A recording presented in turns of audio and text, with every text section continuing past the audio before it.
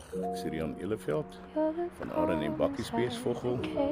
Gou vir julle wys wat het ons ook as julle parte soek op julle Mahindras. Daar gaan die voor ons waai. Hier is 'n TUV wat ons ook het, 'n TUV 300. Daar is 'n S4, 'n XUV 500. So kan julle sien ook 2.2 ML bakkie. Daar is 'n bietjie Rangers, KUV's. Hierso het ons ook XUV 300. Ons het die ouer weergawe. Dan het ons ook die Quantos. Dit is wat ons redelik het. Voorraad, daar's 'n GWM. Daai kant is ons op die nader. Kijk, is 1400. Ons het van hulle ook. Ons het die double kajuits. Ons het canopies. Dan het ons ook Mahindra eens wat ons bou. Wat ook bou, Team R&M.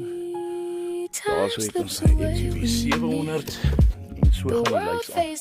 Dit is so bietjie gaan. Daar so staan.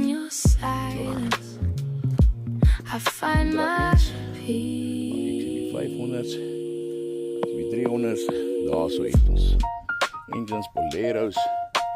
Ons het redelik genoeg van hierdie Mahindras. Verpaarte, dit wat julle soek. Ons het nog daar. Your laughter floats through the quiet room. A story unfolds in every glance we hold. No. Radkaste, ons het 4 radkaste, suspensiepaarte. Hierdie kar het 31.000 kilos op, hy het 'n radkasprobleem. Ons gaan so om. Voorraad het, die tyertjie soek, dit het ons. As die tweede jaar, bumpers.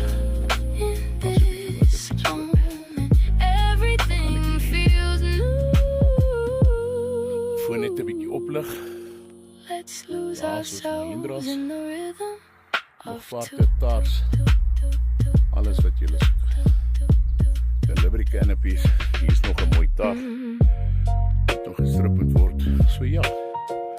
Gee ons asseblief 'n lei by R&M Bakkiesbees. Ons is op Google Maps. As julle my nie nou kry nie, sal die staf julle kan ook help daarmee. En 'n baie mooi geseënde dag vir julle.